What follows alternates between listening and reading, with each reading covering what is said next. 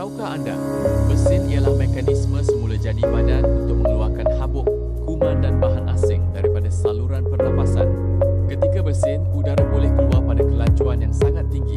Apabila seseorang cuba menahan bersin, tekanan udara yang sepatutnya keluar